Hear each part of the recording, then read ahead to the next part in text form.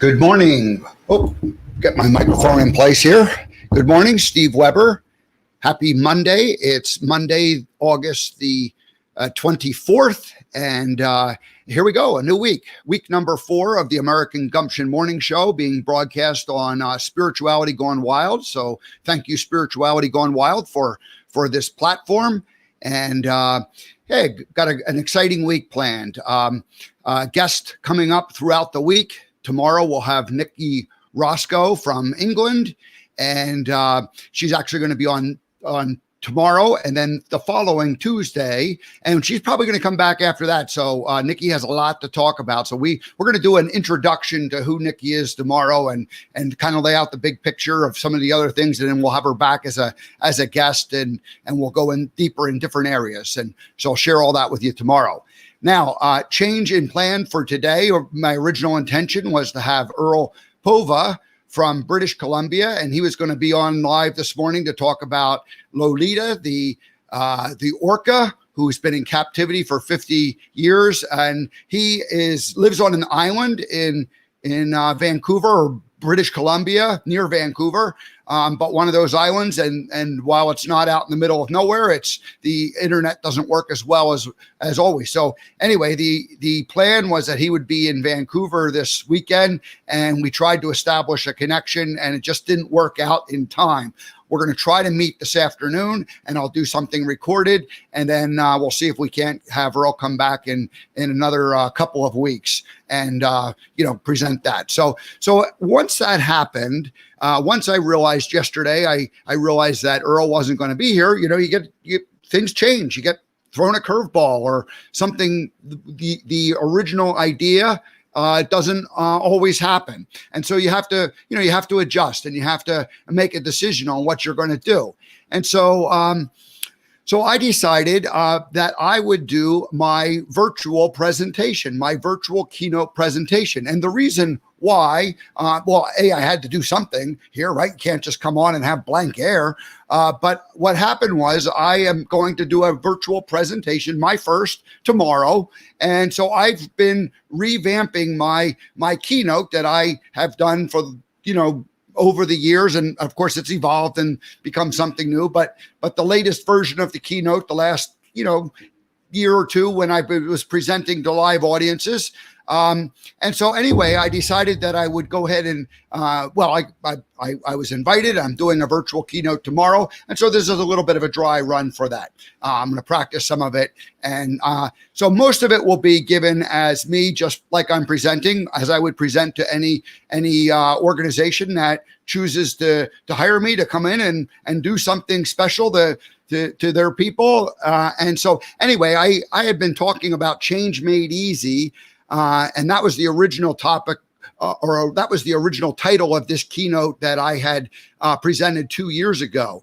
And I took that keynote and I've revamped it, and I'm calling it the COVID change opportunity, the COVID change opportunity. Let me go ahead and change my banner at the bottom of the screen while I'm thinking of that. Here we go. And so this is kind of like a little bit of a practice run, and it'll give anybody who has never seen me speak, live to an audience, it'll give you a chance to kind of know, give you a flavor for what I'm doing.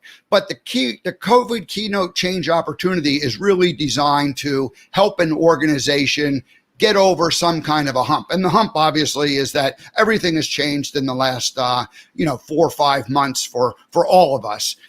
For me personally, I was in this radical, massive change myself. And so in some ways that I didn't feel like it was affecting me, but it affects everybody else. And the world is, as we knew it, is no longer the same. So now you're really starting to see, especially in, the speaking world, and the industry, the meeting planning world, I mean, that's just been decimated as far as, all events, live events have come to a screeching halt. So the last 2 months, you've started to see people kick in the gear and do that. And I don't know why I was a little bit slow to the draw to figure it out myself, probably because I was planning to do the American Gumption tour. And that's really been my focus and my effort. And then this show began. But anyway, things keep happening. Opportunities keep presenting themselves, new opportunities. And so here I am going to do my first virtual presentation tomorrow. So actually doing my first one today.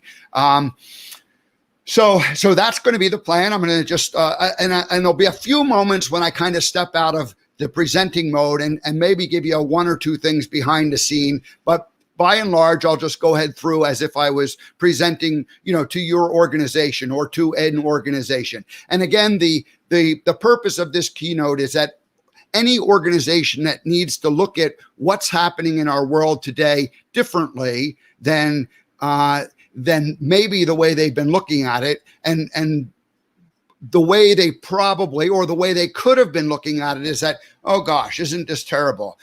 Everything that we were working towards is disrupted. We need to finally figure out how to do something different because this isn't going away anytime soon. Now they've kind of come to some changes, ideas, and we got to step forward and make it all happen. And so my keynote is designed to put a positive spin on whatever specific initiative the organization has, and they know what it is. They're hiring me because they want to move from A to B. They are where they are, and they need to be somewhere different, and they need people to get on board with it. People haven't liked all these changes, and I get that, and that's fair. And so anyway, that the idea is this virtual keynote is that COVID presents an opportunity to all of us, and the change that COVID presents is really an opportunity. And we can choose to not look at it as an opportunity, or you can choose to look at it as an opportunity. I happen to choose to look at it as an opportunity, and so I am a optimistic person by nature, and so that is really the spirit of what this is going to be. So without further ado, I'm just going to launch into this. I expect this to take most of the hour, probably not the entire hour. So we'll just go until it's finished, and then we'll wrap it up. And I'll be putting together a landing page that shows maybe pieces of this and talks about how people can hire me to do that. But that's kind of the spirit of it. All right, let's without further ado, let's go ahead and launch into this thing and just see how it goes. All right. Hey, well, thank you. I'm glad to be here with you today and talk about how COVID is an opportunity for all of us. And so really it becomes down to it being an opportunity and a choice and a journey that we make. So here we go.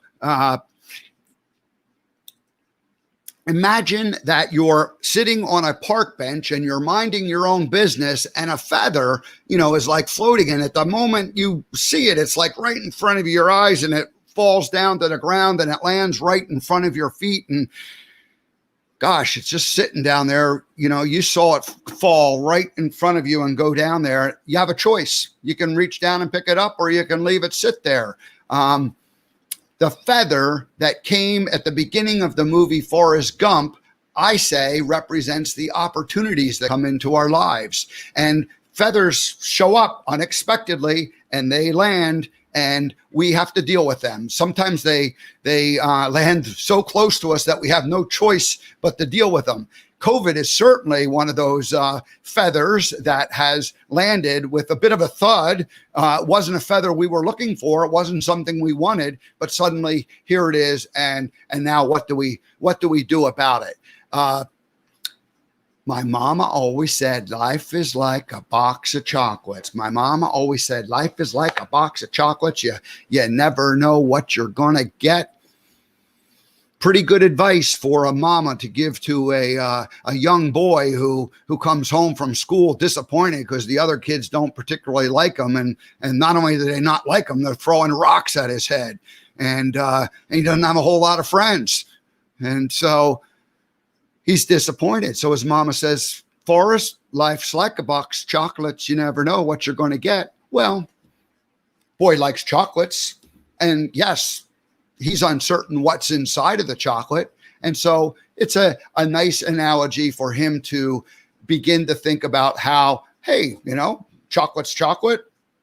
No matter what I get, it's going to be sweet. It's going to be good. So we don't know the exact outcome of how things will happen to us, but life's like a box of chocolates. You never know what you're going to get. I'm going to actually turn that upside down on its head. And I'm going to say, life is like a box of chocolates. You get to choose whatever one you want. You get to choose whatever chocolate you want, and you get to choose whatever life you want. And that's actually in 2020 a more powerful way to deal with life, because we didn't know we were going to get COVID, but we get to choose what we're going to do with it now that it's here. So life is like a box of chocolates. We get to choose whatever chocolate we want and whatever life we want. All righty. So then the Nike shoe, the journey of life, the life chapters that we go through. And this is the biggest part of the story, Forrest Gump. This is what the movie's really all about. It's just about Forrest Gump's life story, how he travels from being a boy to being a football player, to joining the army, to being a shrimp boat captain, running across America, finding out that he's a father at the end of the movie. It's just that journey, and it just keeps on going and keeps on going. And so those are the 3 life lessons from the movie Forrest Gump. If you've been watching the American Gumption morning show, you know that I talk about the life lessons from the movie all the time. And a couple years ago, I broke every scene from the movie down into a 20, 30 second, 40 second clip. It's a 2.5 hour movie. And I broke out all the separate scenes from it. And so Then last year, I ended up identifying 94 of the best scenes and the best life lessons from the movie. But in the big picture of things, we can't talk about 94 life lessons. We can only break it down into something digestible. So what are the 3 life lessons from the movie? They are the feather, the opportunities that come into our life, sometimes unexpected, pleasantly, sometimes unexpected, not so pleasantly, but they show up, and we have to deal with them. And then, of course, we get to make a choice. We can leave it sit on the ground, or we can choose to ignore what's going on, or we can pick it up and embrace it and make the best of it. And that's really what the COVID choice change opportunity is to us today. It's showed up, and it's here, and it's not going anywhere. And so now we have to decide how we're going to deal with it. And then, of course, it's that journey. How do we deal with it? We have our pre-COVID, we have our initial stages of COVID, we have our now we're figuring out how to deal with this, and this is going to go on for a while. It's not just going to disappear in another month or two. All righty. So have you seen the movie Forrest Gump? And had this been a real presentation, this would be the question I'd stop and ask, and all the Zoom participants would electronically register their vote. And I've always asked this question, and I'd say probably 95% of the people have seen the movie Forrest Gump. It's one of those unique movies that everybody has had a chance to see. Either they saw it originally at the theater when it came out in 1994, or they saw it on DVD in the last few years. And many of them have it. And lots of times I talk to people and they say, I've seen it dozens of times. So I have seen it dozens of times myself. So I've seen it a few times. Anyway, that electronic answer would come up, and it would give us a chance. And if 1 or 2 people hadn't seen it, at least we know that. So alrighty. So really it's all about the journey. Forrest Gump's life story is a journey. And here is his life story. I'll go ahead and bring that up on screen just a little bigger so you can see that.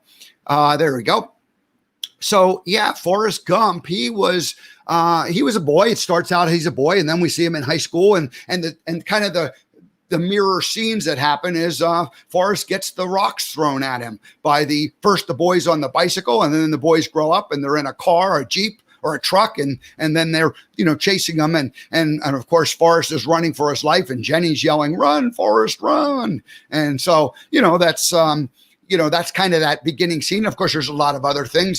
He gets braces put on his legs when he's a boy, and we find out where he lives, and Elvis Presley comes and stays with him, and so there's all these different things happening. Forrest ultimately ends up going to college because he's fast. He can run like the wind blows, but he doesn't even know how to play football, and they have to teach him how to run, Forrest, run, and stop, Forrest, stop. And so his career goes by, and lots of exciting things happen during his college years. When he finishes college, he walks out, he graduates. His mother's real proud of him, and she's standing there, and he had received his diploma, and an Army recruiter comes up and says, "Have you given any thought to your future, son? Have you given any thought to your future, son?" And Forrest goes, "Thought?" He hadn't thought about it. And so boom, he's off into the Army. And then that scene where he gets on the bus and when he's a kid repeats itself, only now there's the other Army recruits and they're like, "You can't sit here, seats taken." And so anyway, Forrest, finally he finds, Bubba says, "You can sit down if you want." And Forrest sits down, and it had been raining, and Bubba gives him his hanky and he wipes the perspiration from his forehead, and they start up a conversation and they become friends. And that's how opportunities come into our life. The opportunity to join the Army just showed up when the recruiter was there at his graduation, and the opportunity to make a new friendship when Jenny was a little girl on the bus and she invited them to sit down. And then when Bubba invited them to sit down, that's how we become friends with people. We reach out to them. We share, we offer them some kindness. So anyway, Forrest is in the Army. He's a soldier. Bubba ends up getting killed. There's the battle and very sad. Forrest ends up getting, as he's recovering, he was shot in the buttocks. He gets hit in the head with the ping pong ball. Well, that was the feather that, instead of landing at his feet, it hit him. The ping pong ball literally hits him in the head. And so sometimes feathers don't show up as actual feathers. Sometimes they show up as ping pong balls and smack us right upside the head. But there was that opportunity again. And so Forrest ends up playing ping pong and has this illustrious Army career that probably lasts, 3, 4, 5 years. It's not exactly defined how long he was in there. But anyway, he finally gets this discharge from the Army. And at that point, for the first time in his life, he kind of really makes a choice about the next career move that he's going to make. And Bubba had said he wanted to be a shrimp boat captain and invited Forrest to come along and be his first mate, but Bubba wasn't with him anymore, so Forrest had to be the first mate. So Forrest ends up deciding to go ahead and start. Well, he doesn't know how he's going to even start this, but he has the intention of becoming a shrimp boat captain. He gets home, and inside of the house, his mama's house in Alabama, there's all this ping pong paraphernalia. And because he was such a famous ping pong player and such a champion, the different ping pong company manufacturers wanted to hire him to promote their brand. And so initially Forrest is a little skeptical about that idea, but Mama says it's $25,000, Forrest. Just hold on to the paddle. Maybe it'll grow on you. And so Forrest ends up promoting the paddle, and now he has the money to buy his shrimp boat. And so we see him buy a shrimp boat, and he goes out there, and of course shrimping is not easy for Forrest initially. He ends up having a lot of disappointment and failure, and he's by himself. He doesn't know what he's doing. And the old shrimperman who sold him the boat is kind of laughing and says, "Hey, it's bad luck to have a boat without a name." And so Forrest names his boat Jenny, and he's still out there, weeks later trying and struggling. And Lieutenant Dan shows up on the dock, and of course Lieutenant Dan's in his wheelchair at that point, and Forrest gets so excited he jumps off the boat and swims in, and so Lieutenant Dan joins him as a partner in the shrimping business, and the hurricane comes, and all the other boats in all the other boats safely in it at the dock all get ruined. And of course, Forrest and Lieutenant Dan are out in the middle of the hurricane, and they survive, and their boat is ready to go. And so now there's no more boats out there, and the shrimping gets easy because there's lots of shrimp. Nobody's catching them. And so Forrest and Lieutenant Dan have a successful business. And so at some point, Forrest retires from the business and stays home in Alabama. Jenny shows up. Then Jenny leaves. He runs across America because he's heartbroken. And at the end of his run, he says, Mama always said, you've got to put the past behind you before you can move forward. And I think that's what my running was all about. So Forrest was self-aware enough to know that that he had to put the past behind him. And when he was heartbroken from losing Jenny, he just started running because he didn't know what else to do, but he knew he needed to take some kind of action and move. And so he ran for 3 years, 2 months, 14 days, 16 hours. All right. So then he's back home. He's done that. He gets the letter, and then here's the funny part about this movie. We're at the very end. We're up the top corner where he finds he's past the run and he's at the top right-hand corner, and he finds out that he goes and visits Jenny. Well, he's sitting on the bench narrating his story. The entire movie is a flashback scene up until the very, very end of the movie when Forrest shows up in Jenny's apartment, finds out he's a father. Jenny's a mama. He's the father. Little Forrest. They meet. They move back to Alabama. Jenny ends up getting sick and she dies. And Forrest is raising a little Forrest on his own and teaching him to play ping pong, and puts him on the bus, and the bus drives away and the feather flies out and flows away. So that's the end of the movie. So that's the story of Forrest Gump. And why did we love that movie so much? Well, it's just one of those movies that we can relate to because it really talks about, our own life journeys, and our own life journeys are nothing more than change, constant change. And the only thing that is constant is change. The only thing that is constant is change. So this is now your life story. I'm going to make this part up, and let's use your imagination and see how many of you started out as a child. And raise of hands up. Mostly everybody. Great. And you went to school and you went to high school. All right. Everybody's all done those things. And then you ended up getting some kind of a first job. And then maybe you went to college. Some of you probably joined the military. You got an education. And at some point you came back and you got your first career job. And my guess is that it was sort of that feather. It was just that feather that showed up. And maybe it wasn't exactly what you wanted to do, but you're finished college, you're finished your military career, you need a job. And so you go, somehow you end up doing something or another. And at some point you move to another job, and it's more of a specialty job. It's really something that fits more with what your liking was. That first job was some good experience, but now you're starting to figure out, well, what do I like to do? What am I good at? And you went and did some other kind of specialty job. And before long, you end up getting married, you have kids, and my goodness, life is getting complicated at this point, and it's not just a single path, chapter. It's like simultaneously chapters are going on at the same time.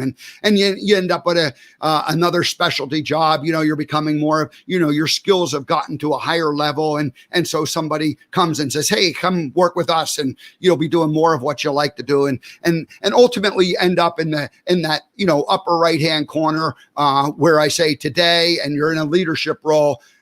Well, we're all in a leadership role. Minimally, we're all in a leadership role. We are the leaders of our own lives. We get to decide which opportunities and which choices we make day after day after day. So at a minimum, we are leaders of our own lives. And that's just the way life works. We are, we may have people that we lead. We certainly have people that we work with and we have to influence. And so even if you're not in a position of leadership, you're certainly in a position of influence because you're working with other people. And so I won't get hung up on the term leadership, but just say that it's absolutely part of who you are. And again, you're in that upper right-hand corner, just like the movie Forrest Gump ended in the upper right-hand corner, the present moment. This is where we live our lives there. So, and back to Forrest Gump's life chapters. It was a movie. It was fiction. In the movie, one chapter ends and a new chapter begins. And then the next chapter ends and then another new chapter begins. And so it's very clean. It's like there's a clean break. And, Forrest Gump was brilliant at living right in the moment. When he was in college, he didn't worry at all about the fact that kids threw rocks at him when he was little. He just was focused on playing football. And when he was in the Army, he didn't think about playing football. He just was being the best soldier he could. And then he became the best ping pong player, and then the shrimp boat. So every chapter he was living in the moment, living in the present moment. Now, here's your life journey. Your life journey has multiple chapters going on simultaneously. It gets messy. There's a million things happening. And so there's like two paths going simultaneously with each other, and they're interacting. And, you got kids, you got a spouse, you got your job, you might have two jobs. You got a lot of things happening. And I get that. And then chapters do not necessarily come to a real clean break-off point where suddenly, that's it. I mean, it's like there's like a kind of a residual effect. And a couple of weeks ago, I talked about that transition period between chapters. So anyway, let's just acknowledge that in the movie, it was very clean. And in real life, it's a bit messy. All righty. Let's see. Oh, yeah. And then just one last reminder that all life is lived in the upper right-hand corner. All that stuff that happened to us, kind of interesting, kind of fun, makes for great stories, but it's not necessarily, we don't have to let that necessarily define us. In fact, if we're letting that stuff that happened years and years and years ago define us today, then we're stuck living in the past. And we all have done that from time to time. And we all know people who live more of their life in the past. And that's unfortunate. That's not, it's sad, it's like, so we have an opportunity and an option to begin to figure out how to live in the present moment more and more and more. All right. So here's another question for you guys. What area in your life have you made a bold change? And and the two options would be, personal life or business life. And, so personal life or business life, where have you made a big, bold change one time in your life? And then I would ask, people to put in the chat, what that is. What's a one or two word answer for what happened? It could have been when your child was born. That changes people. The day you got married, the day you got divorced. It could be the day you quit the one job and that you had for 5 years that you weren't happy and you went to another job. Any of these, would be great options. Or the day you started your business, or the day you moved to Montana, or the day you left Montana. So anything like that could be a bold thing that changed. And one of the things I've discovered throughout my life is that those change moments are usually the most fun. They're a lot of, it's like when you feel the most alive because you have no choice but to be in the present moment, to deal with it. And when life gets, into a routine, it's like then it's easy to think about what could have been and what should have been and what might be. And so you're either living in the past or the future. All righty. So just a little bit about me, Steve. I had a feather land at my feet many years ago. And 1981, fall of 1981, and the look-alike idea. And somebody first said to me, hey, has anyone ever said you look like the guy from Bosom Buddies? Well, I got to answer that question, no, one time in my life. No one ever told me that. But here's what was weird. It started happening over and over and over again. Nobody knew what the guy's name was. I said, what's the guy's name? And they go, I don't know. But he's the guy who from Bosom Buddies. And so the guy turned out to be Tom Hanks, and there's the other guy. And the premise of their story was, the premise of this TV sitcom was that they could not afford to live in a regular apartment, but they could afford to live in a subsidized women's housing apartment. So they dress up as women, and that's the story. And I think it lasted for a season or two. And but people knew it, people liked it. I usually ask, and half the people in the audience have seen Bosom Buddies and remember it, and of course the other half are too young and don't remember it. But anyway, that was how it all started for me. So for the next 10 years, people kept saying, "Hey, has anyone ever said you look like Tom Hanks? Do you know who you look like?" And I heard that dozens, and then hundreds, and probably thousands of times literally thousands of times where people said, "Do you know who you look like?" It happened so often that people would then follow up with, "Do you know who you look like?" And they'd say, "Have you ever thought of making any money off of this?" And so I hadn't thought about making money off of it, but because you start to hear something over and over again, well, you start to think, well, maybe I should make money out of it. Anyway, Halloween in 1994, I dressed up as Forrest Gump. And I was, along with Judy Jetson, the costume winner that year. And so here's question number 3. Have you ever dressed up and pretended to be someone else? Yes or no? My lucky streak continued in that 1994, the movie comes out, and less than 2 years later, about 18 months later, 19 months later, the Bubba Gump Shrimp Company announces they're going to open up in Monterey. And I'm living in San Jose. And so I have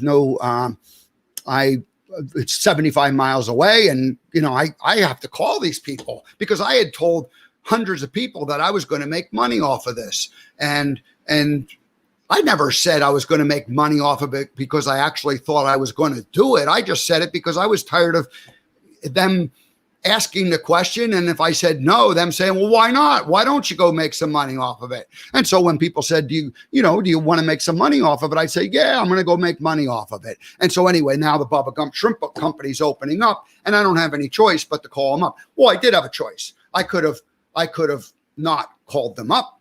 But I already had the costume from a couple years earlier. And I had said, 500 times I was going to make some money off of it. And so, I started to believe I was going to make money off of it, even though I didn't necessarily start out thinking I was going to do that. So long story short, they hire me. I work for them for 15 years. And we opened up 22 restaurants in the United States, 8 international, hundreds of TV and radio appearances. Every weekend I worked in Monterey or San Francisco. I estimate I had 1 million interactions as Forrest Gump. I sat on the bench and interacted with 1 million people over that 15-year period. And I'm guessing 3 million photos. I don't know. It could have been 5 million because people were walking by and just taking pictures I wasn't even aware of. So a lot of pictures out there of me as Forrest Gump. All right. So now I'm going to show well, I would normally show the video clip here of the trailer from the movie. I think I'm going to skip that just because it goes on. You can find that. You can Google that. In fact, I'll put it in the show notes down there. Let's see. There's a comment up here. Let's just see if that's what's somebody saying. Oh, good morning. Yeah. So thank you. Thank you, Connie, for joining us this morning and greeting us. Welcome. And I hope you're enjoying this. And anybody else has a comment have you seen the movie Forrest Gump? If you've seen it, put a comment in there. Let me know. All righty. So here we go. Moving forward. Let's see. So yeah, that movie, Forrest Gump, what is it all about? It's just about the journey of life. It's just about the journey of life. And it's about his change that, and the gracefulness of which Forrest changes throughout life. He accepts the change. And it says, we did not change as we grew older. We just became more clearly ourselves. We did not change as we grew older. We just became more clearly ourselves. And Forrest, as he went from being a college football player to being a soldier to being a shrimp, he was becoming more and more and more of himself. And I know in my own life, I feel like I'm becoming more and more and more of myself. And so sitting on the bench was one part of my life, and that was a wonderful part. And then going to Montana was the next big part, and learning to deliver this message of gumption and personal responsibility. So all these things were, stepping stones. And now here, the American Gumption Tour and doing virtual keynotes. So here, life just keeps on going. It doesn't stand still. It's a constant, wonderful journey that we're on. All righty. Let's see here. We're back to change. So the COVID opportunity. What is the COVID opportunity? And it's really a chance for us and our businesses to more clearly become ourselves. Is COVID an opportunity? Is it a choice and is it a journey? Oh, I would argue, yeah, absolutely. It is. And really it just, again, is all about change. It's all about change. So two more questions. I want to know what my audience says. And again, this is done electronically. So within 15 or 20 seconds, is COVID an opportunity? Do you perceive this as an opportunity? Yes or no? I'm guessing because of what I've already said, more than half the people will say it's an opportunity. But I'm guessing that, some, 25 or 40% of the people are probably going to say, no, it's not an opportunity. It's a pain in the ass. So, and then, how we perceive COVID, is it a choice? In other words, do we have the choice to say, this is an opportunity, or do we, do we not have that choice? Are we somehow in that mindset that we don't believe we have this as a choice? We have to go back to the way it was. All right. So anyway, I'm going to, again, just see what people think about it and go from there. All righty. So here we are. So how do you change? How do you take control of your life and change? And, situations occur and we have to deal with it, and we don't like it. Humans do not, newsflash, humans do not like change. Yeah. I don't like change. I mean, I do like change, and I've done a lot of changes in my life, and so I do like change, but it also, it requires me to step outside of my fears, and it requires me to step into my fears, and it requires me to step out of my comfort zone. And it's, it's nice when you're in your comfort zone, and Montana at the end was too comfortable. I was there for, the work that I went to do was finished, and it was time for me to go. And so, it's like one day you just sort of wake up and that it's, it's time for a change. Well, here's the difference. COVID came along and it forces change on people who weren't necessarily ready for it, which is, most of the people were caught off guard. We were not expecting this. So now what do we do with it? How do we deal with it and go? And so my theory is that you function with gumption. You function with gumption. When I talk to kids over the years, youth audiences, especially little kids, function with gumption, and you make the kids say it, and I even make the adults say it, and it's kind of fun to have a little fun, but function with gumption. And so, yeah, if you function with gumption, let's just unpack that and see what it really comes down to. Years and years and years ago, when I started my speaking business, I wanted to talk about personal responsibility. I remember I had a coach and two coaches actually, and they both kind of simultaneously agreed that you can't, nobody, this is in like 2007 timeframe. No company will pay you to talk about personal responsibility. They'll only talk to you if you teach them hard skills. And I'm like, really? But personal responsibility is kind of important. Why won't they pay you to do that? Oh, they won't do that. Turns out that was not very good advice. And maybe it was good advice for 2007 and 8. But anyway, I was like, I stuck with my guns. I said, I'm going to make gumption be personal responsibility. And I said, function with gumption means you're responsible for your thoughts, for your actions, and for your interactions with others. And so I developed the 3 principles of gumption. And principle number 1 was, how do you think? And that's what we called your mindset. And principle number 2 is, how do you act? And I call that moxie. And how do you interact with others? And that's the graciousness.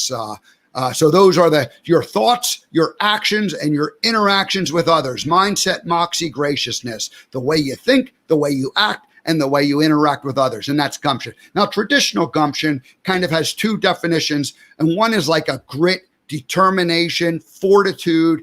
And the other one is more like a common sense, a way of like figuring things out. And so really it's a way of getting things done, one from more of a physical sense, your actions, and one from more of a mental mindset way, your common sense. But it's like a determination, not giving up, just having the initiative or the drive or the grit or the moxie to see something through to the end and get it done. So that's what gumption really means. But I say it's personal responsibility for your thoughts, actions, and interactions with others. All righty. And then if you take those 3, look at mindset, I threw in opportunity, and that's really that's when the feather comes. And then choice becomes part of moxie, and moxie is your actions, and all of your actions become choices. And then of course the journey and graciousness, the interacting with others, we cannot we cannot get things done in this world without interacting with others. And you can demand, and you can threaten, and you can have a heavy hand in terms of getting people to do things with others. And if you're a parent, sometimes you have to resort to that kind of option with your children. But if you're trying to lead a team of people in 2020, that type of heavy-handedness doesn't work. And so graciousness is the way that we get through, we get by on that journey. And I'll talk about graciousness in a little bit. So yeah, function with gumption, and the big gear right smack in the middle. The big gear, that's your thinking. Those are your thoughts. That's really where it all starts and begins with, and that drives the actions and the interactions with others. And so that little gear to the left that you see on the screen is that's the getting things done part, and that's directly connected to the big gear, the thinking part. And so your thoughts drive what you end up doing. And now the third gear is really the interactions with others. And so people have asked me, they say, Steve, why is it that the third gear isn't directly connected to the big gear, just like the action gear on the left side is connected directly? Why is there, a chain connecting those two? And the answer is that everyone else is their own big gear. Everybody is their own big gear. And if you're a parent, how effective it is to constantly try to directly get your kids to think or do or act the way you want them to. No, you gotta cajole, you gotta reason with them, you gotta let them come to their own conclusions. So all you can do is reach out, and then they'll connect back with you, and that chain then starts, and so that chain of connection just starts. And I've had situations in my life where I was waiting for someone to apologize to me. And I'm waiting for them to come to me and say, hey, Steve, I was wrong. And then I would, of course, say, well, of course you were wrong. No, anyway, here's the problem with that mindset to begin with, is I'm waiting for someone else to apologize to me because I'm right and they are wrong. So if I'm right, then that means they are wrong. And that's not a very good way, because that energetically, you're thinking they're wrong. They're picking up on that. That's a clash. So anyway, have you ever had that experience where you finally reach out to somebody and you were waiting for them to apologize, and you say, hey, I want to just apologize. And you sincerely at that point have realized that, gee, I could have handled it differently. And you reach out to them, just like that chain shows. You reach across, and immediately they'll come back with something like, oh, you know what? It was my fault. I should have, blah, blah, blah. And the whole thing gets resolved very quickly. And the thing is that you can wait for them to resolve it, or you can resolve it. And I've learned that resolving it quicker than waiting is easier, because I don't have to think about it anymore if I can resolve it. And all I have to do is take responsibility for, my actions. And so when I do that, they 99 out of 100 times will reciprocate. And sometimes they don't. And then, those aren't the people you need in your lives if they're not willing to meet you, that way. So anyway, that's the reaching out to others, and the fact that other people are their own big gear. Other people are their own big gear. So and so here's another question, pretty much a simple question. Where does gumption start? With your thoughts, with your actions, or with your interactions with others? Which is the driving force? And the survey says, with your thoughts. The big gear is your thoughts, of course. 100% of the audience got that correct. Bravo for you guys. All right. All righty. Very good. So let's see. You're thinking, the big gear. So here we're going to play a little scene from the movie Forrest Gump, and this shows that little voice inside of your head. Now, can you believe it? After only 5 years playing football, I got a college degree. Mama was so proud. Forrest, I'm so proud of you. Right down the middle. Hey, I'm telling you, 50-50. And hey, folks, all the shrimp you can eat. That's a fine idea. Bubba did have a fine idea. I guess Lieutenant Dan figured there's some things you just can't change. He didn't want to be called crippled, just like I didn't want to be called stupid.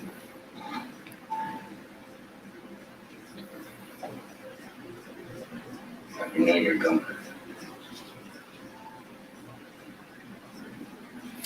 So when Forrest says Bubba sure did, first he says it out loud. He says, that sure is a fine idea. Bubba says, you want to be a shrimp boat captain, split everything right down the middle, 50-50? That sure is a fine idea. And then you hear that voiceover. That sure was a fine idea that Bubba had. So the brilliant thing that happens in the movie Forrest Gump over and over again is the words that come out of Forrest Gump's mouth, the words he speak, are identical to what he thinks in his head. And I know in my own life, I've had many times when the words I speak don't really perfectly match the thoughts in my head. Like I'll say, that's a fine idea. And I might be thinking, that's the dumbest idea I've ever heard in my life. And so there's a disconnect when that happens. And Forrest Gump never had that disconnect. He didn't have that dissonance going on in his head where, he was like, he just said he was just being truthful all the time. Wouldn't it be great if we could just live in integrity and always just say what is happening? Now we got to use common sense. We can't be mean to other people. But anyway, so now Gumption. Moving on. How do you get things done? Moxie. Anybody ever heard the word moxie before? Well, here's the history of it. Moxie's that little gear directly connected to the big gear. Moxie was an energy drink, kind of like it was the Red Bull of 1884. Came out of the state of Maine, still a drink today. If you go up to New England, Massachusetts, Maine, you can buy Moxie on the shelf. Kind of like Red Bull, an energy drink. And in 1900, they put Moxie into the dictionary. It was a brand like Kleenex, right? It was a brand. And then Moxie meant a person who's energetic, a person who gets things done. A go-getter is someone who has Moxie. And so Moxie is just one of those energy. So think Red Bull. If that makes more sense for you today. All right. Now, last part of Gumption 3 principles is interacting with others. And that's the graciousness one. And my own story of graciousness was I was sitting on the bench working as Forrest Gump for 5, 6, 7 years. I don't know.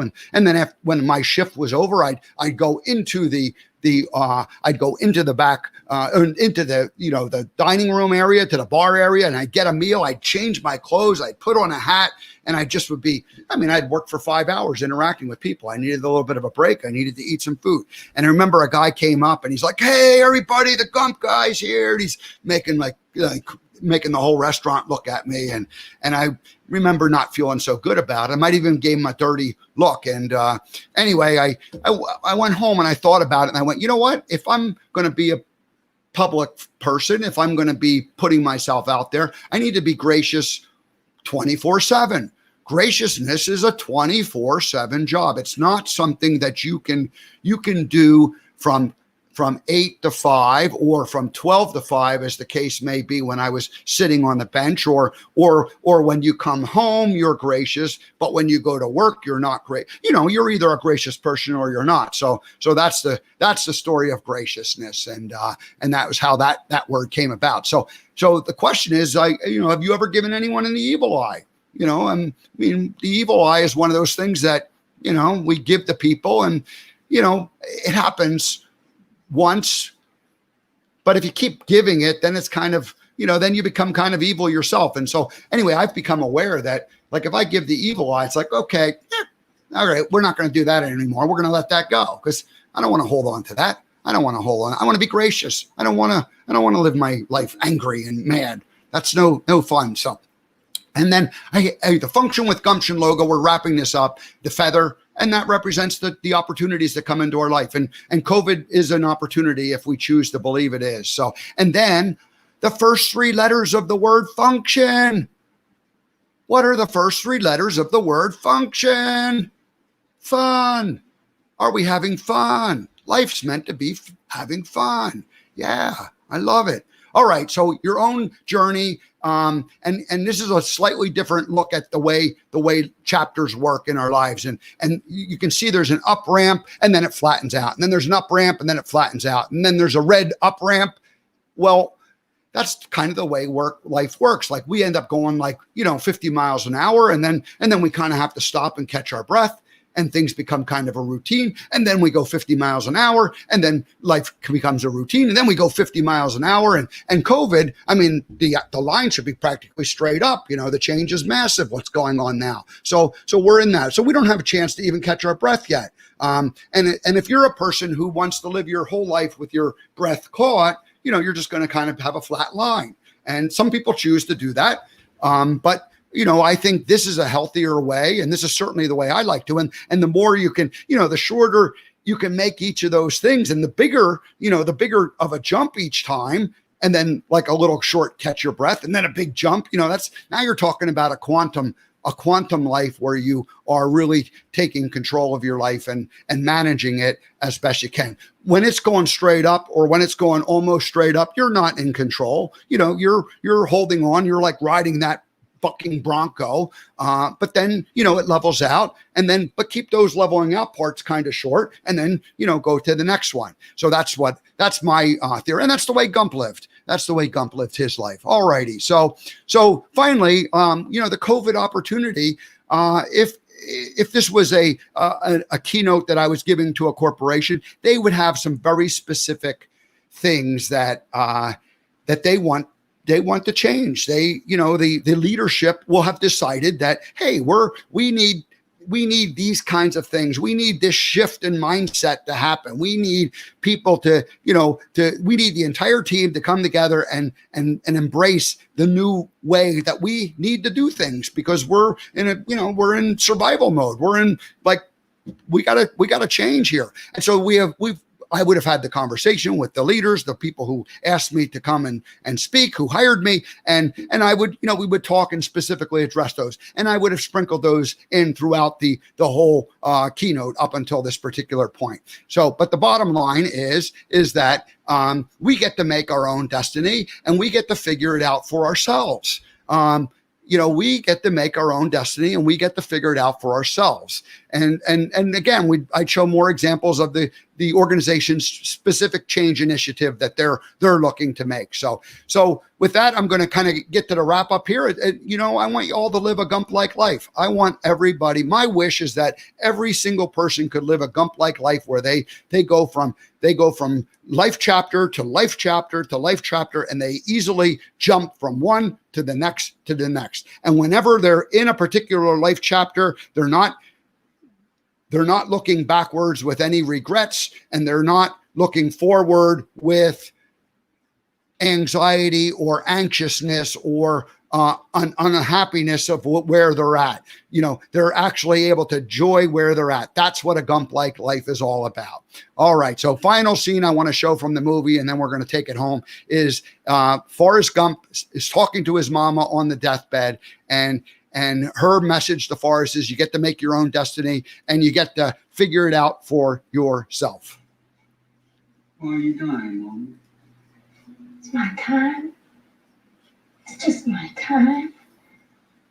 Oh, now. Don't you be afraid, sweetheart. Death is just a part of life. Something we're all destined to do. I didn't know it, but I was destined to be your mama. I did the best I could. You did good, Mom.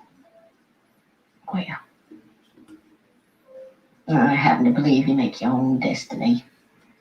You have to do the best with what God gave you. What's my destiny, Mom? You're going to have to figure that out for yourself. Life is a box of chocolates, Forrest.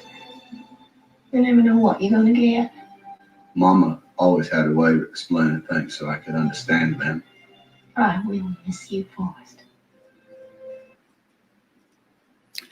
Yeah, you get to make your own destiny, and you have to figure it out for yourself. And so Mama said, I happen to believe you make your own destiny. And then Forrest says, well, Mama, what's my destiny? And Mama's not long for this world.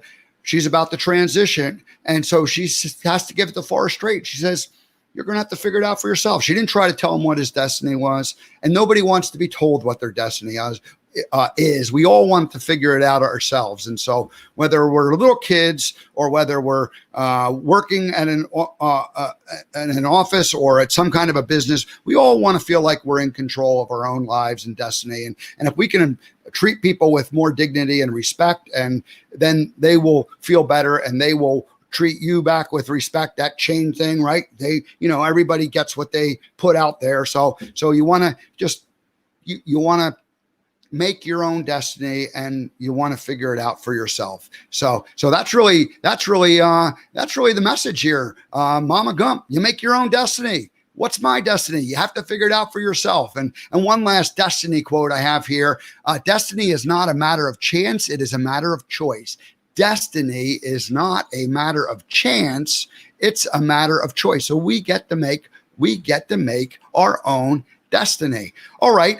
Life is like a box of chocolates. Life presents us with opportunities. Life presents us with feathers, constantly feathers coming into our lives. And life is like a box of chocolates.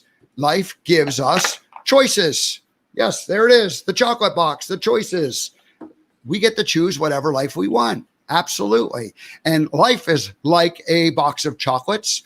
Life's a journey. It's just a journey. You never get somewhere. You just keep on going. You keep on going. There's only one place to get to, and that's at the very, very, very, very, very, very, very end. And if you're anxious to get there, all right. But me, I'm going to try to enjoy that journey along the way. All right. And finally, life is like a box of chocolates. You get to choose the life you want.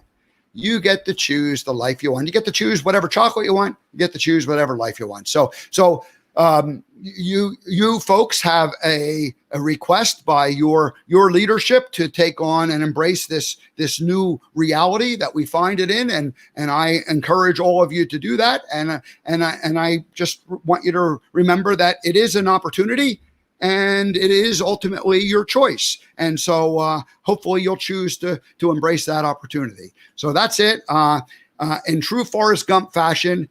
And that's all I have to say about that. The COVID Change Opportunity Virtual Keynote. There you go. All right, folks. Well, thanks for letting me do that on a Monday. I had a plan for a guest, but we threw we got a curveball thrown at us at the last minute, and we don't have any choice, right? we've got to make changes and choices when they come up. You adjust sails, and COVID has been a big change for all of us. And it's forcing us to do new things. Here's just some of the things but here's some of the good things that have come out of it. We get to decide what's important. The old way of doing things is no longer like it's stopped. For a time, it stopped. And that gave us all space to think about, well, what is really important? We got a break from our regular routines. And lots of us were probably pretty comfortable where we were. And suddenly we became uncomfortable because we weren't where we were in our comfort zone. And so, it's forced us again to go back to number one, decide what's important. It slowed us down. We don't drive as much, or I don't drive as much. A lot of people don't commute anymore. Have you given up your commute? We spend more time with our spouses and kids. We all say we want to spend more time with our spouses and family and kids. And here we have an opportunity to do it. COVID has given us that very opportunity. Probably we're cooking a lot more at home. I mean, unless you're not eating, restaurants and going out, that's not really been an option. It's starting to come back. Unfortunately for the restaurant, for the hospitality industries, devastating.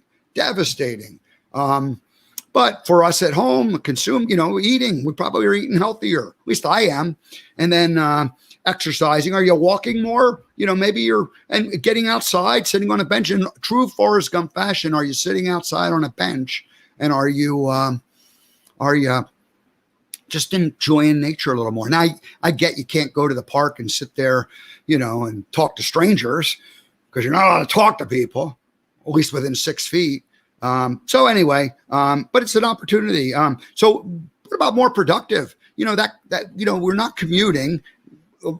The tech industry, those workers are all at home. My brother works in that industry. He's at home. He has a meeting every morning, and he, a Zoom meeting, and he meets with his team, and they communicate back and forth on some kind of a platform in terms of keeping in touch with each other. But they're not like they're not hanging around talking to each other in the halls like they used to, probably, which, used to feel they were productive. Well, all of a sudden he feels like he's like everybody's getting their work done, a lot more of it. And so things have improved. And now you're also, he's not commuting. He's sitting at home. He gets out, takes a walk every day at lunchtime. And so anyway, productivity is a lot better. Communicating. I've had to learn to communicate differently. We've all had to learn to communicate differently.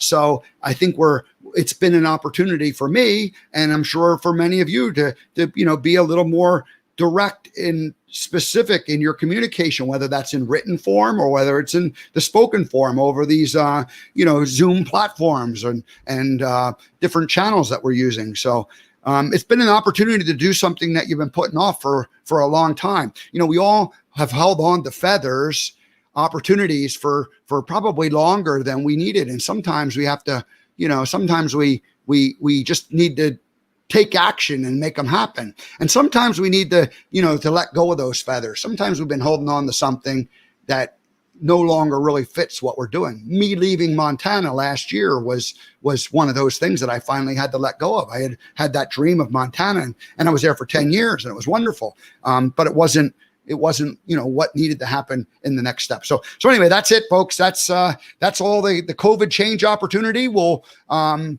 be posting a link to where you could have me speak virtually to your organization. And if you know of an organization that's looking for a virtual speaker, then I would sure appreciate it if you could share this link with them. So everybody have a great day. I appreciate your coming here. We'll come back tomorrow, and we're going to have Nikki Roscoe from London will be joining us, and we'll get into Nikki and all the wonderful things she's doing to help people in that spiritual quantum realm. So, all right, everybody, have a great day. See you tomorrow.